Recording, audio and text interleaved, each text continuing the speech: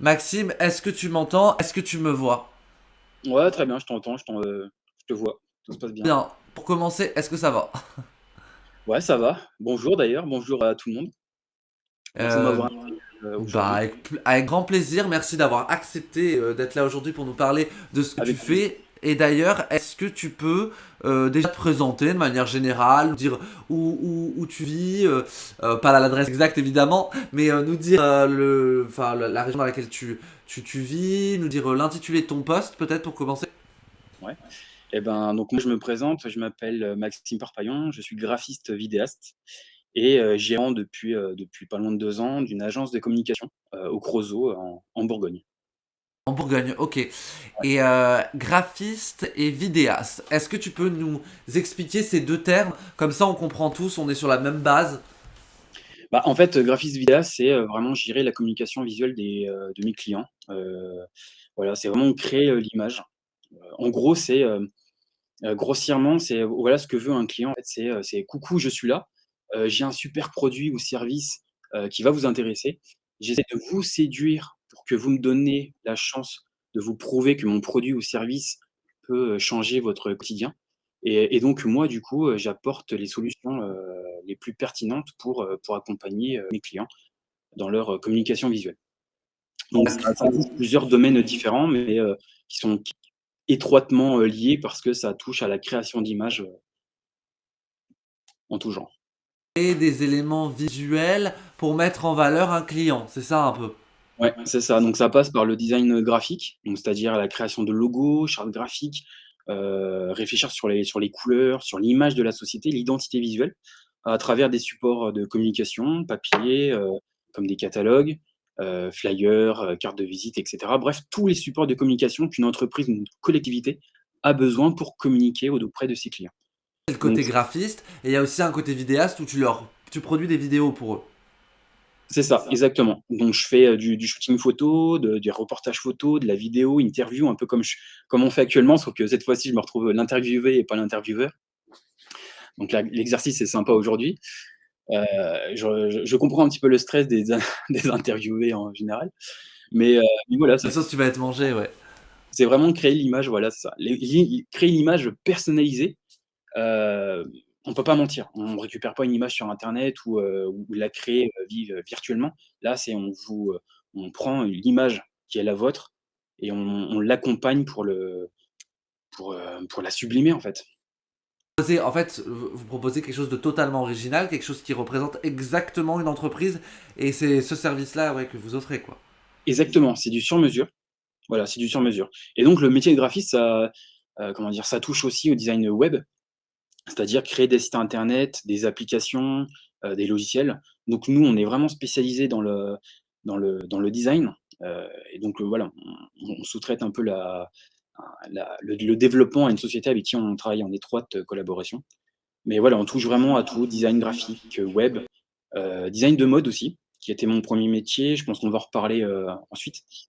Donc c'est dessiner des vêtements et le Ouais. pôle de l'agence, c'est l'illustration. Donc l'illustration, c'est créer des avatars, des mascottes, comme la vache qui rit ou Monsieur Propre. D'ailleurs, je suis habillé comme lui aujourd'hui, mais ouais, voilà, ce sont des exemples pour, conférer des visages humains, et sympas à une société, à un produit ou alors illustrer un message qui serait un peu compliqué à à expliquer par les mots. Si la marque dans nos têtes, enfin, ou l'entreprise, un Exactement, imaginaire autour de la marque, offrir aussi un besoin visuel. Les gens ont toujours besoin de s'identifier, et quand on est une société, on a besoin de donner ben, cette image, quoi, une image dans la tête qui soit directe, et toi tu t'occupes de faire ça. C'est très clair. Est-ce que tu peux exactement. nous dire un peu le genre de société avec qui tu travailles? Pas obligatoirement donner des noms, mais nous donner le genre pour qu'on comprenne un peu quel genre de société, enfin pour qui Ah, tu qui fais font ça. appel à moi? Ouais. Ça peut être, des sociétés dans l'équipement de la route, par exemple, ou dans de la création de comment dire? Création de solutions pour rendre un véhicule, connecté. Voilà, donc des clients parisiens. On a des clients un peu, partout, en France, principalement, local, dans la Bourgogne, forcément. Mais, ça touche vraiment à tous les corps de métiers différents et c'est ce qui fait un peu la richesse de notre métier, c'est on apprend énormément de nos clients et c'est génial et du coup, en travaillant pour un client qui est totalement différent, on permet d'amener un autre regard et qui lui permet à lui aussi d'avoir quelque chose de nouveau.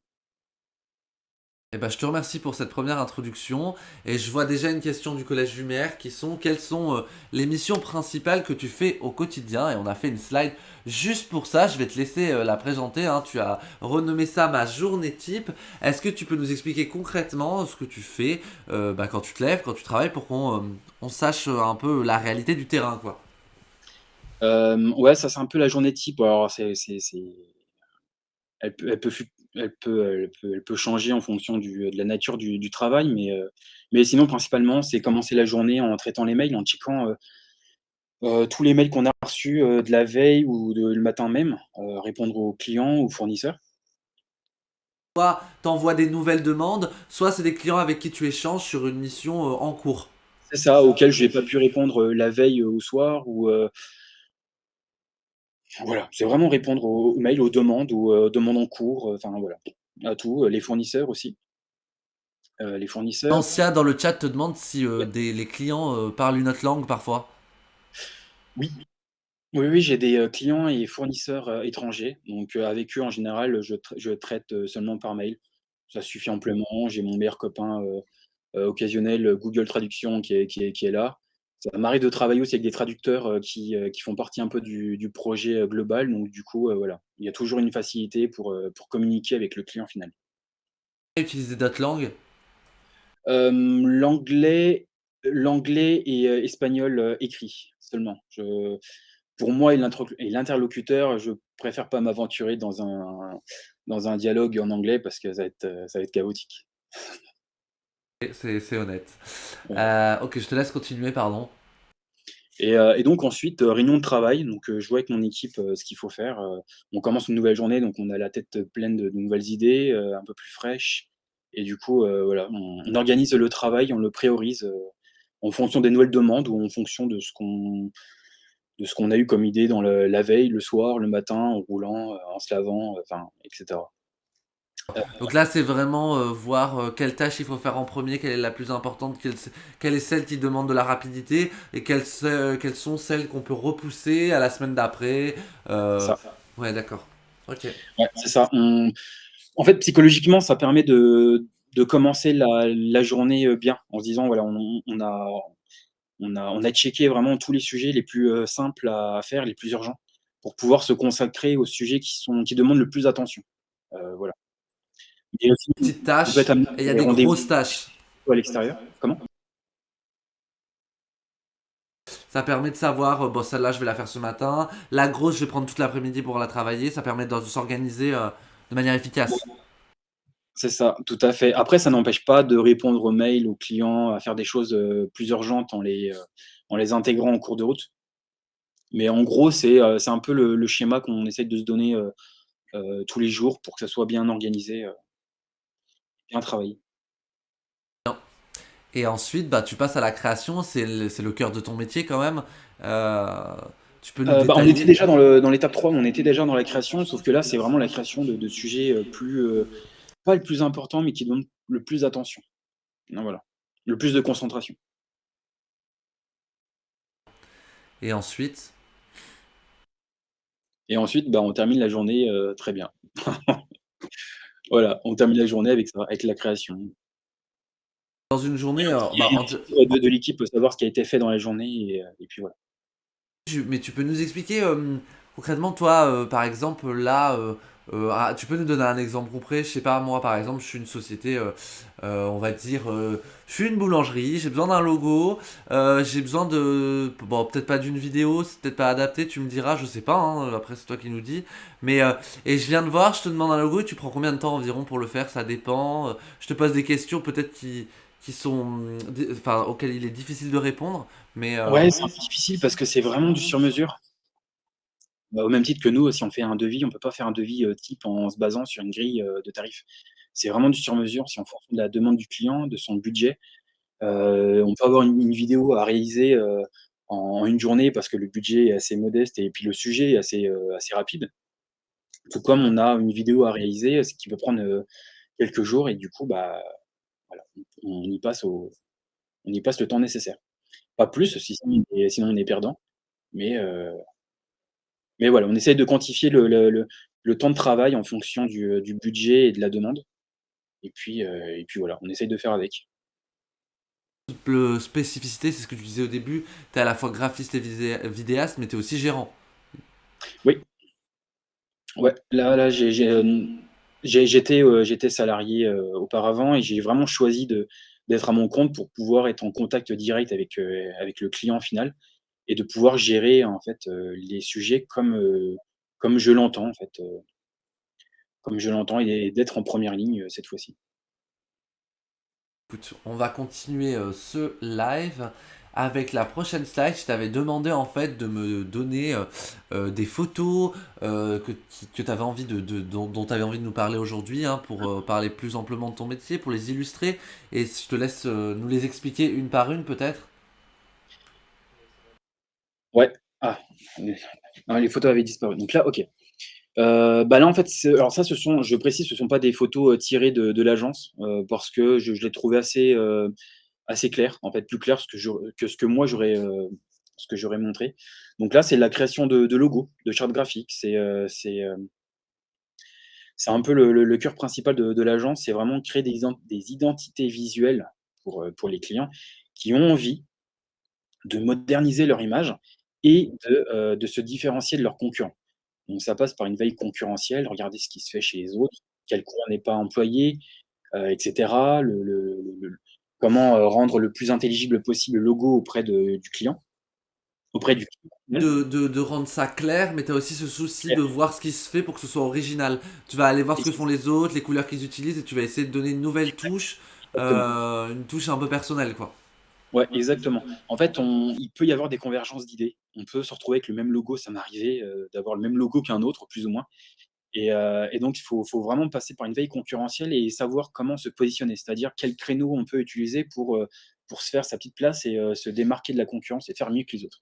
C'est le but, c'est de faire mieux que les autres et de pouvoir, grappiller de la part de marché. Et donc du coup, voilà, c'est regarder un petit peu les couleurs, les formes et cetera, représenter au mieux la société à travers un logo.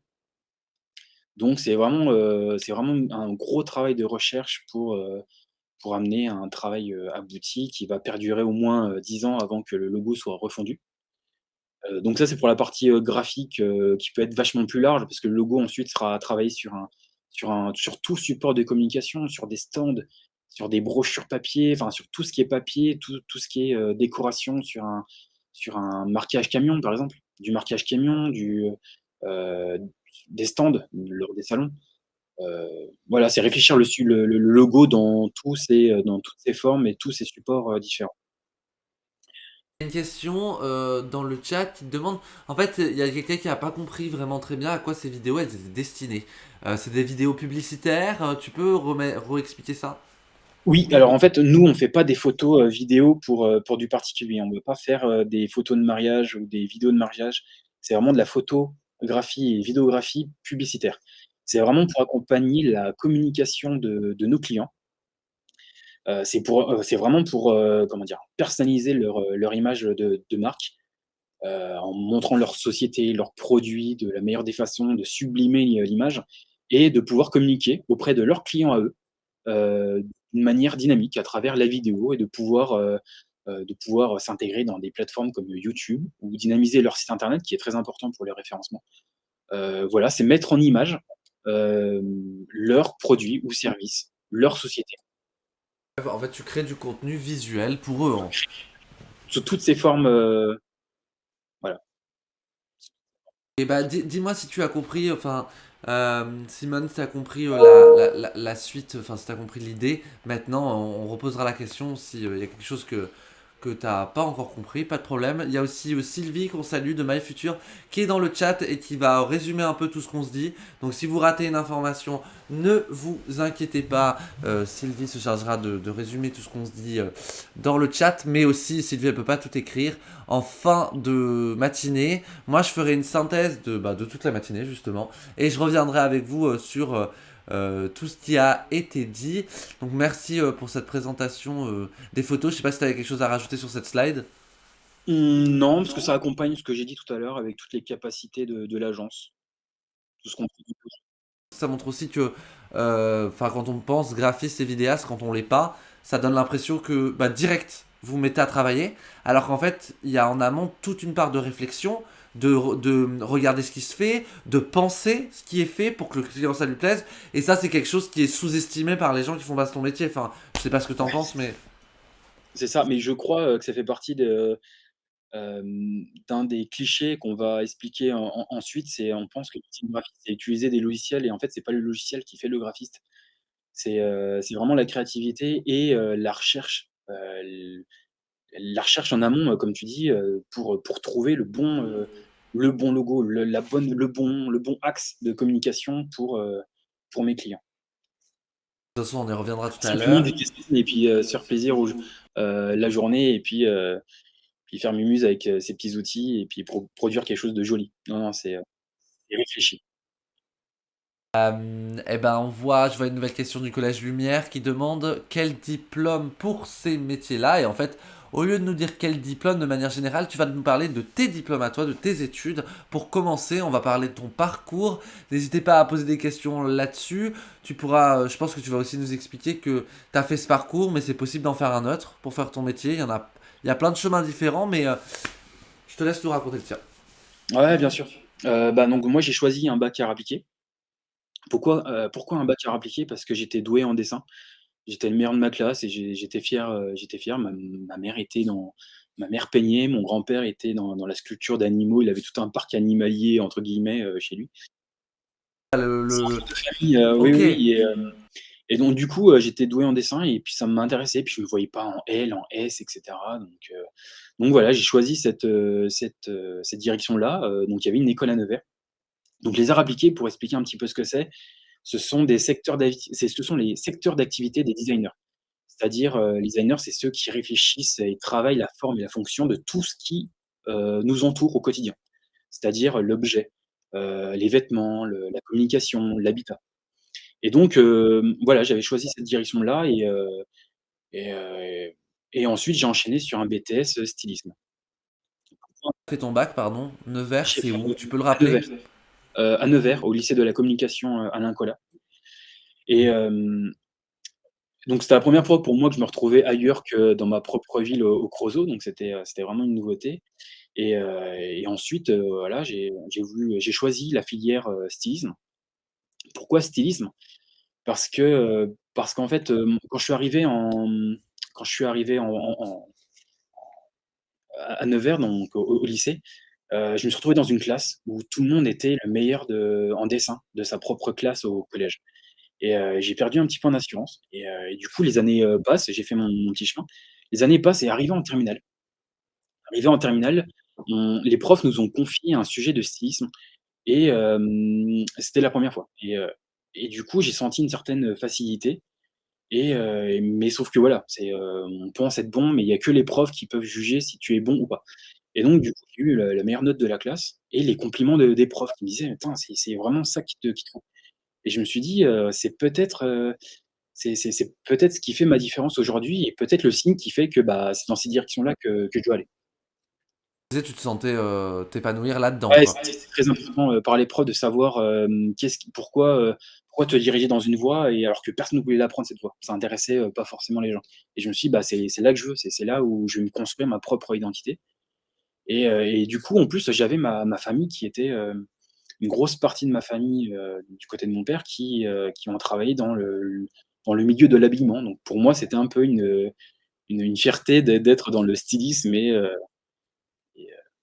et voilà, c'était chouette. Donc Tu as fait du stylisme dans tes études, donc tu as fait un BTS. Je rappelle, pardon, que c'est un brevet technique supérieur.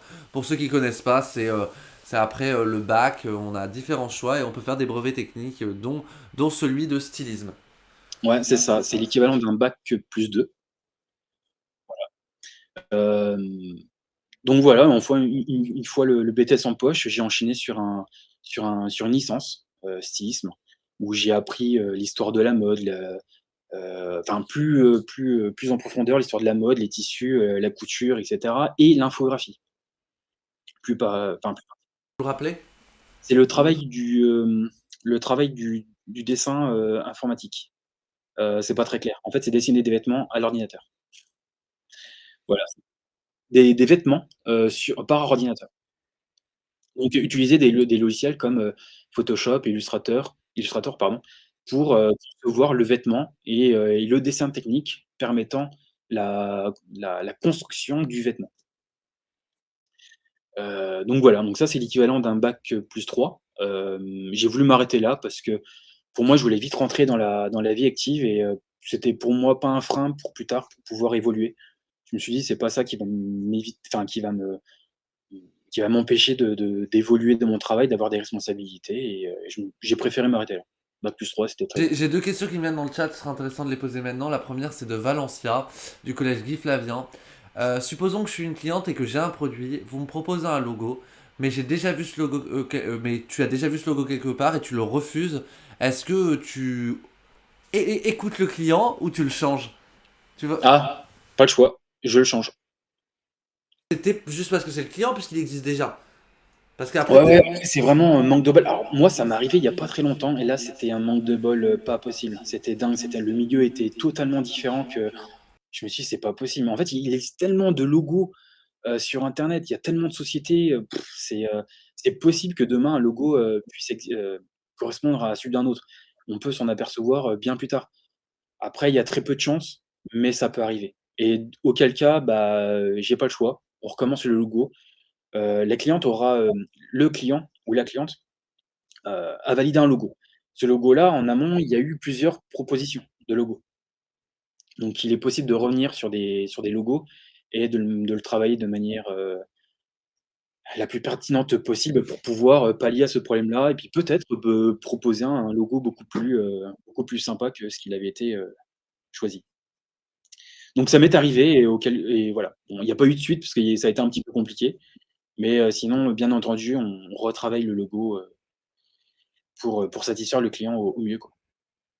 une autre question passée aussi, hein, j'en profite pour te les poser. La seconde, c'est, tu sais, nous, on est dans les semaines du numérique, hein, les jeunes qui nous regardent le savent, on est Ouais. vraiment qu'avec des métiers du numérique cette semaine. Et ils voulaient savoir le rapport direct qu'il y a entre ton métier et le numérique. Est-ce que tu peux l'expliquer? Le rapport direct, c'est que, bah, le métier de graphiste à la base, c'est, travailler sur le support papier. Entre le support papier et le support numérique, il y a qu'un pas. C'est qu'une question d'agencement, de créativité, voilà, l'agencement n'est pas le même sur un site internet, le design d'application, mais la créativité, elle est là.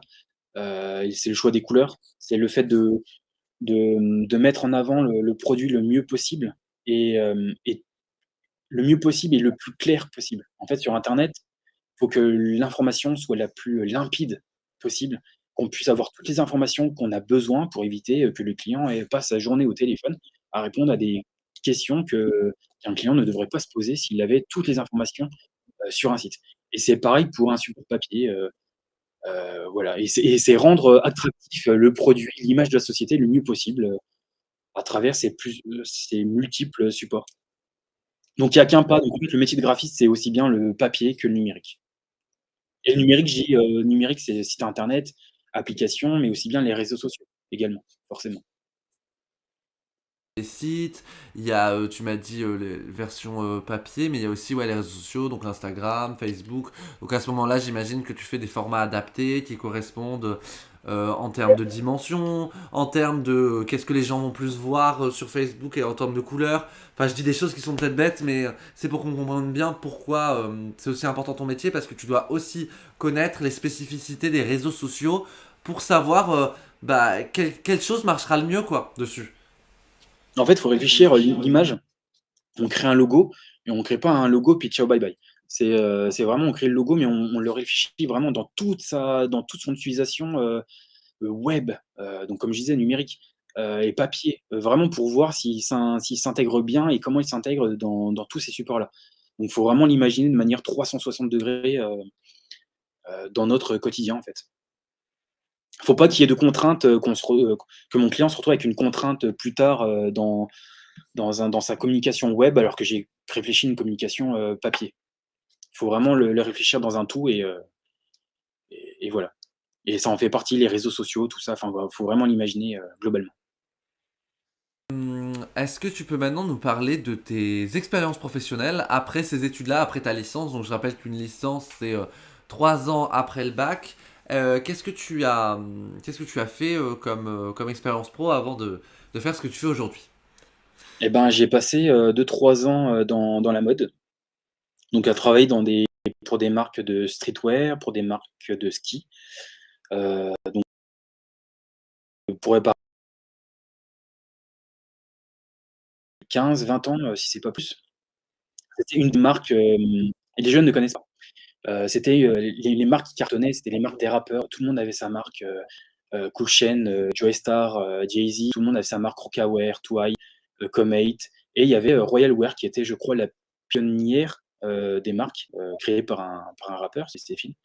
Et du coup, j'avais travaillé pour, cette marque, que là, qui était pour moi une fierté à Lyon entre autres, voilà, c'était pour Royal Wear, pour une marque de ski, Degré 7, au Creusot. Donc voilà, j'ai un peu travaillé à droite et à gauche, en France, et ça a duré 2-3 ans, et puis un jour, j'ai eu l'opportunité de travailler dans le médical.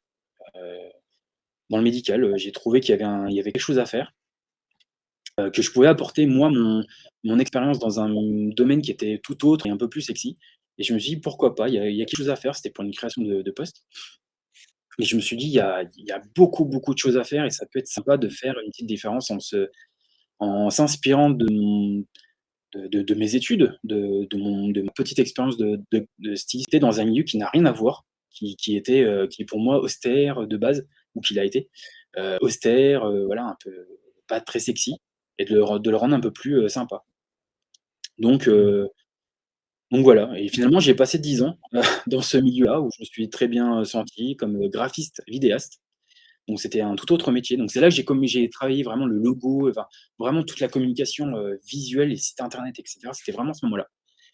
Et du coup, 10 ans se sont passés, jusqu'au moment où j'ai choisi d'évoluer à ma façon.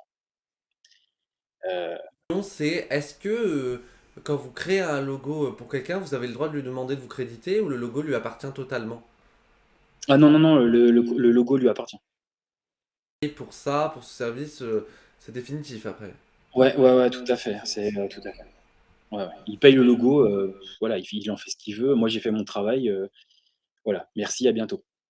C'est un peu ça. Si vous voulez revenir vers moi, voilà, je suis là. Mais le logo, vous l'avez payé, il est à vous. Toutefois, j'ai quand même la, comment dire? Les droits dessus. En fait, je peux communiquer, à ma façon, de mon côté. Par exemple, que tu as fait ce logo pour telle entreprise. Je conserve malgré tout la propriété intellectuelle. C'est moi qui l'ai réfléchi, donc je peux, communiquer, dessus, sur mes réseaux sociaux, sur mon site internet, voilà. Mais mon client reste, propriétaire du logo. Mais j'en ai la propriété intellectuelle. Et donc aujourd'hui, tu es graphiste, vidéaste. C'est là où on termine.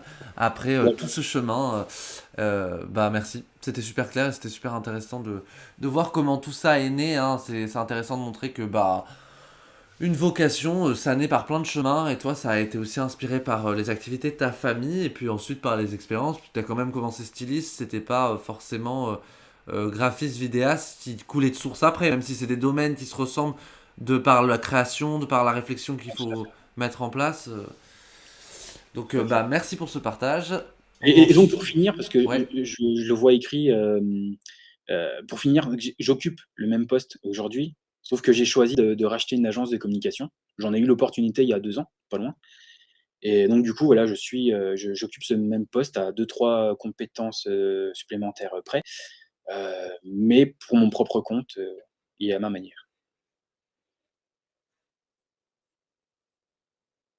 Voilà, À ton compte, tout seul. Donc, c'est toi qui prends les décisions. c'est Euh, ça. ok. Alors maintenant, on est sur la carte d'identité. N'hésitez pas à poser les questions, hein. Vous avez compris maintenant, ça c'est vraiment un moment où vous pouvez poser les questions que vous n'avez pas posées. Il y en a une qui est vachement revenue depuis tout à l'heure, hein, je vous lis, je vois tout ce qui passe. Et ben Léonore par exemple, qui demande, qui parle salaire, parce que ça intéresse les jeunes. Quand tu commences en fait, peut-être tu peux nous donner les prix, une idée de combien tu gagnes quand tu commences ton travail, peut-être quand tu es junior, ça serait une chose. Tout dépend de tes, ouais, ouais, ouais. Non, non, tout dépend de tes diplômes, tout dépend de la société dans laquelle tu es, tout dépend de la convention collective, ça dépend de plein de choses, mais tu ne commences pas au SMIC. Ou alors tu commences au SMIC, mais tu travailles peut-être pour un imprimeur, je ne sais pas, mais pour une petite société qui n'a pas les moyens, sinon c'est un métier qui est plutôt, qui rémunère en fonction du travail que tu fournis, donc c'est bien. Plus t'en fais, plus t'es rémunéré, quoi. C'est un peu du prorata, quoi. Oui, c'est ça. Ok. Heu, non, pour donner un exemple, je sais pas, un graphiste, je m'en souviens à l'époque, quand j'étais dans la mode, je regardais un petit peu les métiers, les recherches, enfin, je regardais les emplois qui étaient proposés et j'avais vu plusieurs, boulots qui demandaient pas beaucoup d'expérience et qui avaient, je m'en souviens, qui proposaient des salaires comme, 1 800 € par mois. Donc c'était un peu le salaire moyen, à l'époque. Mais tout dépend de plein de choses aussi, donc mais c'est ce que j'avais vu. Si vous voulez un exemple, je sais ce que c'est ce qui parle le plus, c'est les chiffres, donc pour en donner un, c'est ce que j'ai vu à l'époque. D'avoir répondu à cette première question, la suivante qui revient aussi pas mal, c'est les plus et les moins. Qu'est-ce qui te plaît plus dans ton métier? Qu'est-ce qui te plaît moins? Les les plus, ce que je dirais dans le métier, ce qui est génial, c'est qu'en fait on donne et on reçoit. En fait, on fait plaisir visuellement, aux clients ou aux patrons en faisant simplement notre travail. En retour, on a une appréciation, un remerciement et c'est pas le cas dans tous les métiers. Heu, je prends un exemple, je sais pas, tout bête, je balaye dans les rues, je ramasse les poubelles, on va pas me féliciter parce que j'ai bien fait ma journée ou bien fait, telle tâche dans la journée. Bah, nous, en fait, on est, complimentés parce qu'on satisfait le client est content visuellement, il est fier, d'avoir un support qui va l'aider à vendre plus ou à son patron qui lui va pouvoir vendre plus de son côté. Donc on a une satisfaction qui nous pousse à faire plus, à continuer au quotidien. Donc ça, c'est vraiment, un plus qui est super agréable, tous les jours. Et les moins, en tout cas pour moi, la paperasse. La paperasse, c'est les devis, les factures, Ça rejoint je aussi, ça rejoint de ouais. est-ce que tu es content d'être chef d'entreprise? Et je pense que tu es content parce que tu as la liberté, mais moins parce que tu dois remplir toute cette paperasse. Ouais, je suis content parce que j'ai une certaine liberté, ouais, ouais, tout à fait, parce qu'en fait, d'autant plus que je suis papa depuis, bientôt 1 an et j'ai une merci et j'ai une petite qui est allergique aux protéines de lait de vache, donc il y a eu des rendez-vous, médecin et enfin, il a fallu être assez disponible et du coup, c'était une liberté, qui était, vraiment super appréciable sur l'instant et au-delà de ça, non, c'est une liberté qui est géniale. On organise son travail comme on veut et on travaille comme on veut et ça, c'est top. Heu, donc non, ça, c'est génial. Ça, c'est génial. Ce qu'on n'avait pas, avant, enfin, en tout cas moi, je n'avais pas avant et donc les moins, ouais, c'est tout ce qui est, paperasse, l'administratif, c'est être payé un mois après, si c'est pas plus, enfin, voilà. Eh bien, eh ben écoute, merci. Je t'en poserai d'autres par la suite. Mais comme la question est revenue pas mal, on va passer maintenant aux compétences que tu penses indispensables pour faire ton métier. Tu m'en as donné trois. Je te laisse nous les décrire. Ouais, alors moi, les compétences, donc là, vous pouvez constater que les pourcentages sont faibles parce qu'en fait, il faut les lire dans le sens où celles-ci forment un tout, un 100. Pour moi, c'était une répartition assez juste. En fait, la première, c'est la créativité. À 40, c'est ce qui fait partie du métier, c'est la créativité. On l'a ou on l'a pas, comme je disais, on peut avoir une fibre artistique, on peut avoir une plume pour avoir des facilités à écrire, à rédiger. Moi, je l'ai pas. Moi, c'était la créativité. Donc il faut déjà avoir ce moteur-là pour faire ce métier-là et ce moteur-là, en fait, bah, il lui faut du carburant. Il faut du carburant, de l'entretien pour le faire fonctionner au mieux ou le plus longtemps possible. À l'inverse, le carburant et l'entretien ne servent à rien s'il n'y a pas la base, le moteur. Et donc là, pour en revenir à la créativité, on a besoin de la passion et de l'observation pour, pour, pour maintenir la créativité au même niveau et l'augmenter, pour rester, moderne, voilà, pour rester moderne. Donc voici pour la créativité et la passion, ensuite. La passion, c'est quoi? C'est s'investir, personnellement. C'est pas forcément travailler, produire, chez soi, c'est réfléchir à des idées, moi, ça m'arrive, j'ai un logo à faire, bah, chez moi, si je suis devant la télé, des parfois devant une émission, un film, bah, je vais prendre un bout de papier, je vais griffonner des idées un peu comme l'écriture automatique, pour certains métiers.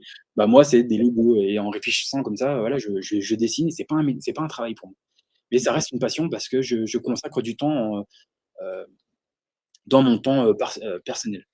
Donc voilà, faut savoir, s'investir personnellement, pour être meilleur, produire et voilà. C'est accompagné aussi par l'observation.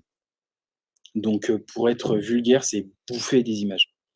Bouffer des images, visionner des vidéos, consulter des sites internet. C'est vraiment tout ça pour s'imprégner de ce qui fonctionne ou pas, les nouvelles tendances, les nouvelles, technologies. Et ainsi rester moderne dans son métier. Donc voilà, demain tu as un patron, tu as ton client qui te demande quelque chose, une tâche. Et ben, le but, c'est d'avoir les idées qui percutent pour travailler rapidement et voilà, le tout mélangé à ta personnalité, ta perception des choses, ton expérience, bah, qui va permettre de produire des choses uniques. Mais on a besoin de toutes ces compétences-là qui sont indissociables, selon moi, pour faire ce métier-là et puis pour le faire le mieux possible. Je le rappelle parce que je vois la question dans le chat, je le répète. Et ben ok, très clair, merci beaucoup pour cette explication, hein. Bien sûr, c'est pas exclusif, mais c'est vrai que ces compétences te paraissent en tout cas indispensables pour toi pour faire ce que tu fais. Donc merci pour cette description. On va, comme le temps file, on va passer à la prochaine slide, hein. De toute façon, si vous avez raté quelque chose, je ferai une petite synthèse en fin de matinée. Et on va passer aux clichés de ton métier. On a déjà commencé à en aborder un tout à l'heure. Je te laisse les décrire maintenant. Ouais, bah, en fait, donc le premier c'est, Photoshop. Avec Photoshop et Illustrator et tout le monde peut être graphiste. C'est voilà, moi je le vois aussi, c'est voilà le métier, c'est des outils qui donnent envie à certains, qui peuvent paraître, accessibles, mais voilà, je vais prendre un exemple, j'ai acheté un marteau et des clous. Voilà, je me suis tellement débrouillé hier à faire du bricolage chez moi que je m'apprête à ouvrir ma propre, menuiserie. Bah non, c'est pas parce qu'on touche à Photoshop qu'on peut être graphiste, parce que le métier ne se résume pas à ça. C'est de la créativité, c'est un œil artistique, porté aussi sur la société. C'est la maîtrise des outils, c'est une expérience et ça ne s'acquiert pas comme ça, ça s'apprend avec le temps et puis voilà, c'est un métier. Et en 2, donc travailler devant un ordi, c'est être geek et un informaticien. Alors ça, c'est sympa, hein, ouais, ouais, mais c'est sympa parce que ça surestime un peu notre métier. Hem, mais non, non, non, du tout, moi enfin mon métier, OK, il est très proche des écrans, de l'informatique, quel que soit le format, voilà, ordinateur, tablette, téléphone. Mais je suis pas, pour autant le super informaticien capable de diagnostiquer des bugs informatiques ou des problèmes, de câblage réseau, non. Voilà, chacun son métier. Voilà pour les clichés. Écoute, bah, à la fin même, on y est. Avant de te laisser un dernier mot, je voulais juste te poser une question qui est revenue aussi pas mal. C'est Ouais. celle de tes week-ends, de tes heures. Enfin, comment tu t'organises et enfin, c'est quoi tes vacances et tout. On aimerait bien savoir bah, les choses concrètes comme ça. Et aussi savoir si tu fais du télétravail beaucoup. J'en ai fait. J'en ai fait parce qu'on a été un petit peu impacté par le covid, hein, comme tout le monde. On l'a fait, ça se passe très bien aussi maintenant, voilà. La Les échanges se sont beaucoup digitalisés depuis le covid et ça se passe aussi très bien, voilà. C'est une autre manière de travailler. C'est on Ça se passe très bien. On a des horaires de travail, classiques, hein, officiellement de 9:00, 12:00, 14:00, officiellement je parle, 14:00, 18:00. Mais sinon, voilà, quand on est à son compte, on travaille, le soir. Moi je travaille dans la voiture, hein, quand je conduis, je travaille parce que je pense à des idées, enfin, je réfléchis, le soir chez moi, en regardant la télé ou en étant avec des amis, en regardant une pub, le week-end, pareil, enfin, en fait, on s'arrête jamais vraiment de travailler. C'est pour ça que faut que ça devienne une passion parce que c'est agréable comme travail et puis c'est pas un métier, en fait. Enfin, c'est un métier, mais c'est pas une tâche, désagréable. Donc donc on travaille au quotidien, en fait, tous les jours. Des fois, on peut J'ai vu rêver pas mal de et commentaires travailler à la passer, fois. hein. Pardon, t'as dit? Pardon? Je disais non, des fois, on peut rêver et travailler à la fois.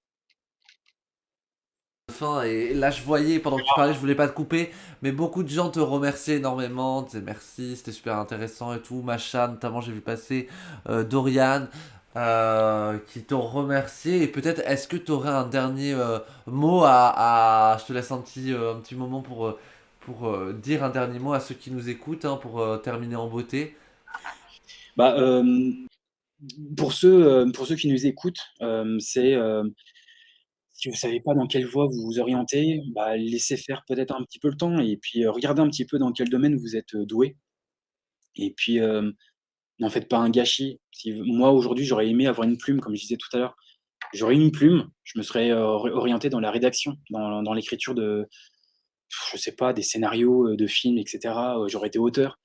Hem, voilà, j'ai choisi une autre voie parce que j'avais une facilité dans un domaine. Bah, si vous en avez une dans un domaine et bah, essayez de l'exploiter parce que c'est peut-être, là où vous allez percer et faire quelque chose de bien et en faisant quelque chose de bien, vous allez vous éclater. Moi, ce serait mon conseil, voilà, mon conseil à suivre et moi, j'ai découvert ma voie, en terminale. C'était un peu loin, au collège. Bon, j'avais ma voie tracée, mais sinon, pour aller encore un peu plus loin, bah, j'ai su ça en terminale, donc voilà, faut laisser faire le temps des choses pour savoir, vers quoi se diriger. Ouais, c'est un très bon conseil. Laissez le temps aux choses. Bah écoute, Maxime, merci beaucoup d'avoir participé à ce live. Merci beaucoup d'avoir partagé tout ça. C'était super intéressant. Je le vois, hein, tout le monde dit merci pour les conseils, Maxime, etc. Merci à toi. J'espère que c'était une bonne expérience.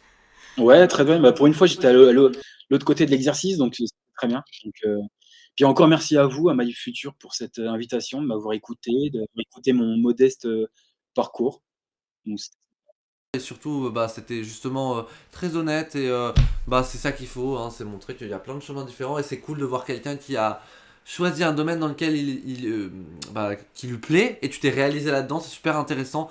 Donc merci beaucoup à toi Maxime, merci à tous d'avoir suivi ce live BT, on va bientôt se retrouver pour un atelier avec Nicolas et Iman tout à l'heure, on remercie encore chaleureusement Maxime et bah, à tout à l'heure, on va faire une petite pause et bah, on vous retrouve bientôt. Merci à tout le monde, à tout à l'heure.